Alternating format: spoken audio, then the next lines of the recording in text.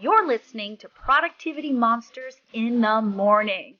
We are the energy volt your real estate business needs to get you up and out and excited and productive for the day. We go over trending topics and things that really matter in the market of the moment. Here are your hosts, Tiffany Hampton and Brooke Silva.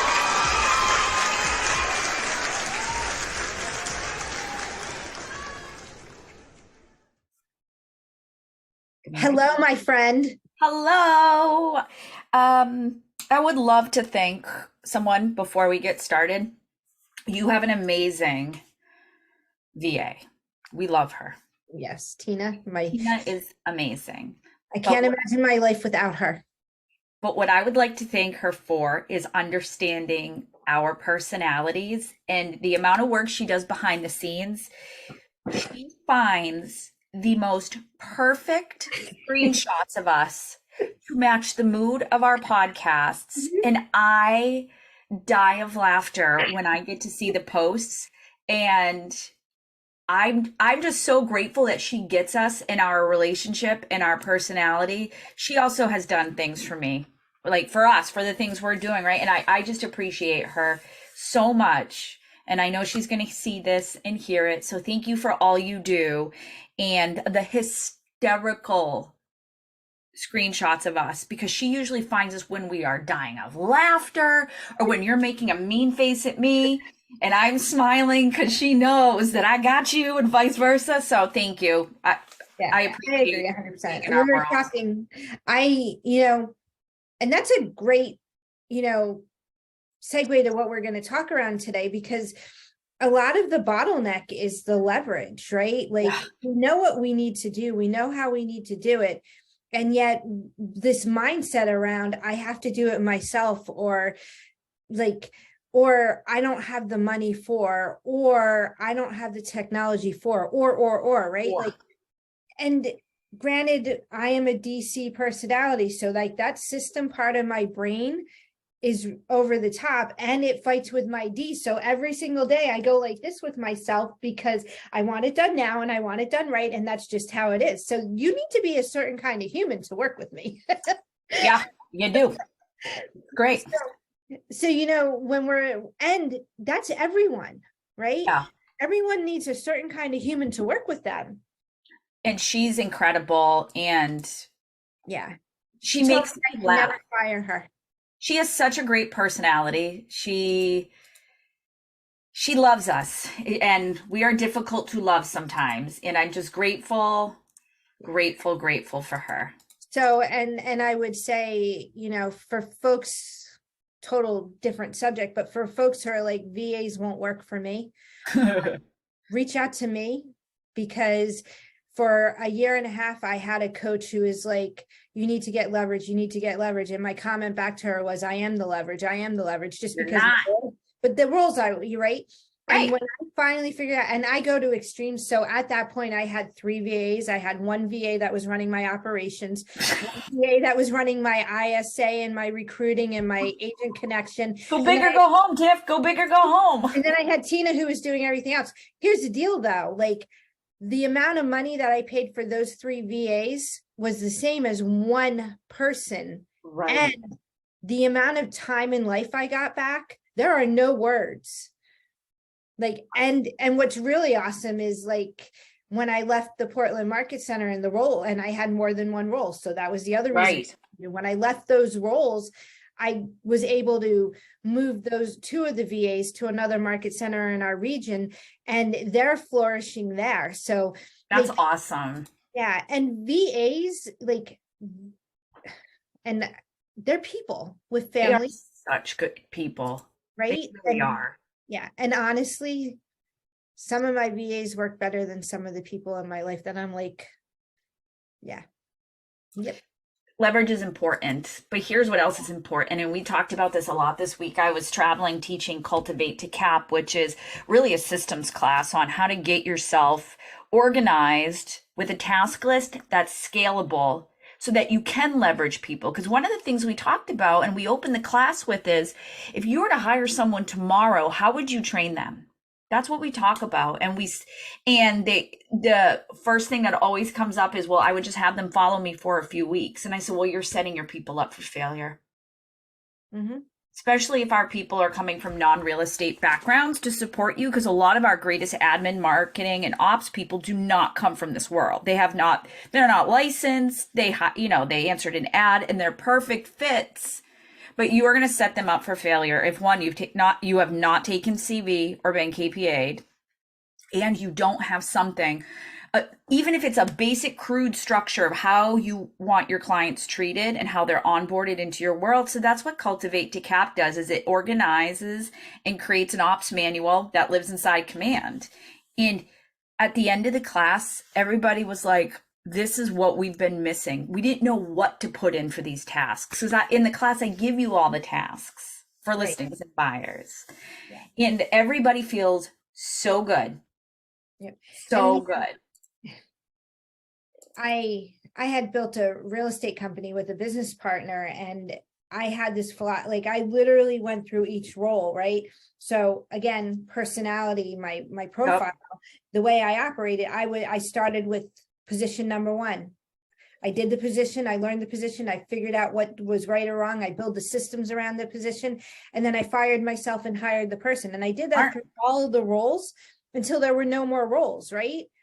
So when we look at the 4 quadrants of running a business, like you're an employee, you're self-employed, you're a business, and then the investment side of it, like going through that process is so important. And when you're at KW, and even some of our competitors, if you're a real estate agent, some of them have great programs.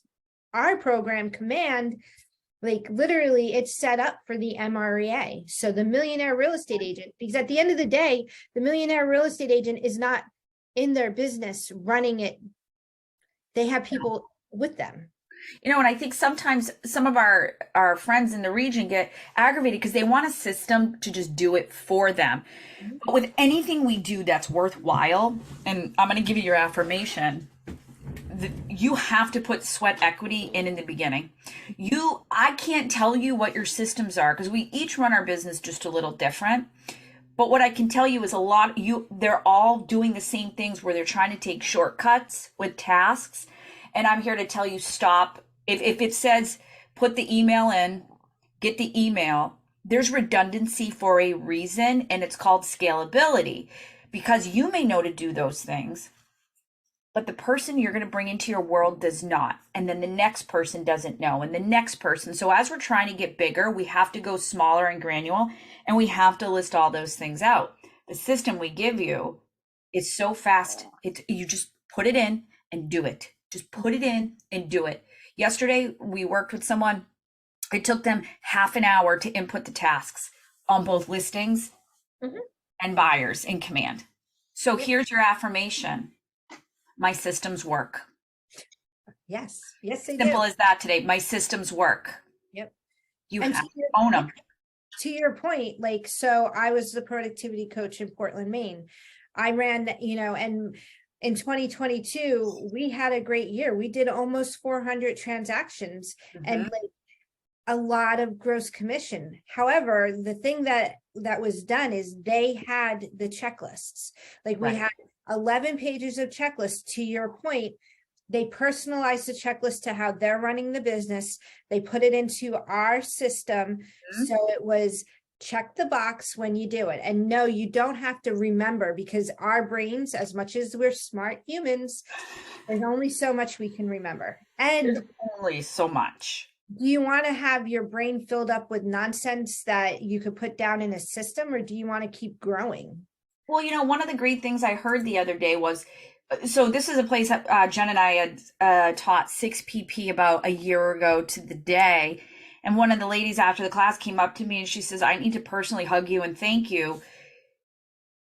One of the things you talked about in 6PP with task lists and how they are terrorizing you. She goes, I took your grass catcher theory about keeping a notepad by the bed, and instead of keeping me up awake all night, I'm able to brain dump into that. See, it wasn't actually important the next day, but just having, she goes, and then now adding this layer of having all my tasks. She's like, I'm I know my brain, I'm not even going to overthink it now at night because one, I know the tasks are there for me. Yeah. And two, the grass catcher's there. And she goes, I seldom use it. I did in the beginning, but now I don't have to worry about it. She's like, my husband makes fun of me, but it's working. Right. And the six PP, six personal perspectives, I have them right here. I do too. They're always on my wall. Right. Because here's the deal. So yesterday I was in Andover, Yep. and I taught we're calling it KW lab class, and we talked about expireds. And it was so funny because those six personal perspectives, every class you take, every action you take, there is a six personal perspective in everything you do. Like, commit to self-mastery. You showed up for the class, you learned it, right? Commit to the 80-20 principle. What is the 20% that you need to do? And what's the 80% that if it doesn't get done, right? Move from E to P. You're entrepreneurial and now you're moving into purposeful. Right. Remove the limiting, be learning based, remove the limiting beliefs and be accountable, right? Like every class you take, if you can't relate those six personal perspectives back to that class, that may not have been a class you should have taken. No, and it's one of those, everybody needs it, and every perspective is going to change depending on where you are. But if that makes me sad that some people get nothing out of 6PP because it's hard hitting. I don't know how you can go into 6PP and get nothing out of it. I don't think you can. Yeah, like it's not unless you're not engaged, right? I mean, even teaching it, we get stuff out of it. Like every time we teach that class, it's just a different mindset. I cry with our people. Like, I don't cry with our people. I do, because it's me, right? It's me. Yeah. But yeah, so you know, get into them. And it could be something, it's a baby step with opportunities. And I always ask this, what does it look like to be a buyer in your world? What do you wish you could do for them? What does it look like to be a seller in your world? What do you wish you could add on that you've heard that you like and love? One of the silliest things we talked about in class, and this is from a top producer, one of the top teams in Connecticut. She said, we always forget to update the seller's new address in the file. So she goes, how stupid do I look when I send a birthday card and it comes back? She goes, that is a simple thing. All we had to do was add it to our task list. Right. So my only coaching action is slow down to speed up. I like that. Slow down, document the process as you're doing it. Yes, it will be tedious and boring and you will hate it, but you will be so grateful when it's done. I love it.